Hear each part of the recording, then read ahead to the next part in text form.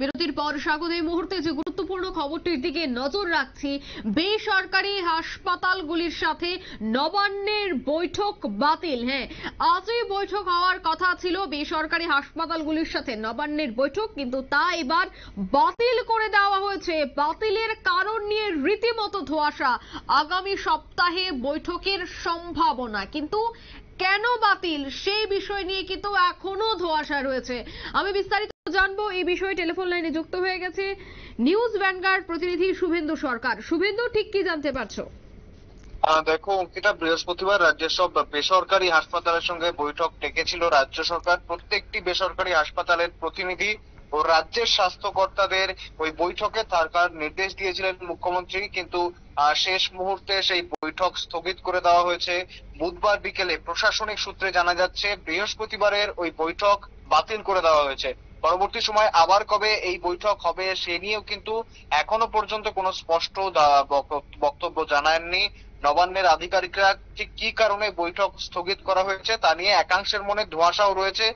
সেই নিয়ে কিন্তু একদম স্পষ্ট কোনো বার্তা পাওয়া যায়নি। তবে প্রশাসনিক সূত্রে যে খবরটা পাওয়া যাচ্ছে, বিভিন্ন মেডিকেল কলেজ ও হাসপাতালগুলিতে উদ্ভূত পরিস্থিতির কারণেই আপাতত বৃহস্পতিবারের ওই বৈঠক স্থগিত রাখা হয়েছে।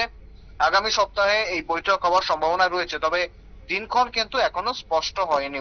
পাশাপাশি দুদিন আগেই আমরা দেখেছিলাম নবান্ন সভাঘরে প্রশাসনিক বৈঠক থেকে বেসরকারি হাসপাতালগুলির একাংশের ভূমিকা নিয়ে রীতিমতো উষ্মা প্রকাশ করেছিলেন মুখ্যমন্ত্রী মমতা বন্দ্যোপাধ্যায় সম্প্রতি, এবং এই সম্প্রতি টালা থানার ওসিকে একাধিকবার বেসরকারি হাসপাতাল ভর্তি নিতে অস্বীকার করেছিল বলেও অভিযোগ। সোমবার প্রশাসনিক বৈঠকে কারোর নাম না নিয়ে সংশ্লিষ্ট বেসরকারি হাসপাতালগুলির ভূমিকায় রীতিমতো বিরক্ত হয়েছিলেন মুখ্যমন্ত্রী। তিনি বলেছিলেন 4টি বেসরকারি হাসপাতাল, এবং সেই হাসপাতালগুলির নামও তিনি করেছিলেন, নাম রয়েছে তার কাছে। পুলিশের একজন ওসি রোগী হিসেবে গিয়েছিলেন, তাকে ভর্তি নেওয়া হয়নি। এই হাসপাতালগুলির কথা আমাদের মনে রাখতে হবে। এবং আরজি করের ঘটনার পর থেকে উদ্ভূত পরিস্থিতি, জুনিয়র ডাক্তারদের প্রতিবাদ ধর্নায় এই আবহে আগামীকাল বেসরকারি হাসপাতালগুলির সঙ্গে বৈঠকে বসার কথা ছিল নবান্নের। তবে বর্তমানে যে আগামীকাল অর্থাৎ আজকে কিন্তু সেই তাদের বৈঠকে বসার কথা ছিল। তবে বর্তমান পরিস্থিতিতে স্বাস্থ্য ক্ষেত্রে যে অচলাবস্থা তৈরি আশঙ্কা করছে রাজ্য, সেই দিকে তাকিয়ে বৃহস্পতিবারের বৈঠক অত্যন্ত গুরুত্বপূর্ণ হতে পারত। অনেকেই মনে করছেন, দেখো সরকারি হাসপাতালে যেহেতু জুনিয়র চিকিৎসকরা আপাতত কর্মবিরতিতে রয়েছেন, যদিও জুনিয়র চিকিৎসকরা কিন্তু স্পষ্ট একদম পরিসংখ্যান তুলে ধরেছিলেন। গতকাল আমরা দেখেছিলাম সেই মিছিল থেকে, বিক্ষোভ আন্দোলন থেকে তাদের পরিসংখ্যান তুলে ধরেছিলেন যে রাজ্যে কত ডাক্তার আছে এবং জুনিয়র ডাক্তার কত আছে। যে সংখ্যাটা অত্যন্তই কম, জুনিয়র ডাক্তারদের মাত্র খুবই কম সংখ্যক, এবং তাদের সম্পূর্ণ স্বাস্থ্য পরিকাঠামো যদি নির্ভর করে থাকে, সেক্ষেত্রে স্বাস্থ্য পরিকাঠামো যে পশ্চিমবঙ্গের তলানিতে ঠেকেছে সে কথা, মানে এই দায়টা কিন্তু একেবারে সেই স্বাস্থ্য পরিকাঠামো ভেঙে পড়ার দায় কিন্তু তাহলে সরকারকে নিতে হবে। এবং এটা যুক্তিযুক্ত কথাই তারা বলেছেন, যেহেতু কোন রাজ্যের স্বাস্থ্য ব্যবস্থা কিন্তু জুনিয়র ডাক্তারদের উপর ভিত্তি করে থাকতে পারে না। রাজ্যের পর্যাপ্ত পরিমাণে ডাক্তার থাকা উচিত।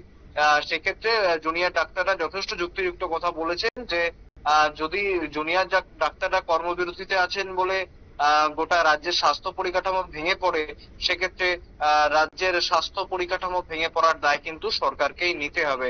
পাশাপাশি এই রকম পরিস্থিতির মধ্যে এই বৈঠকটা অত্যন্ত গুরুত্বপূর্ণ হতে পারত বলেই মনে করছেন একাংশ বিশেষজ্ঞ। তবে সেই বৈঠক এখনো পর্যন্ত হয়নি, আগামী সপ্তাহে হতে পারে বলেই খবর মিলছে আপাতত। অঙ্কিতা, একদমই ধন্যবাদ শুভেন্দু।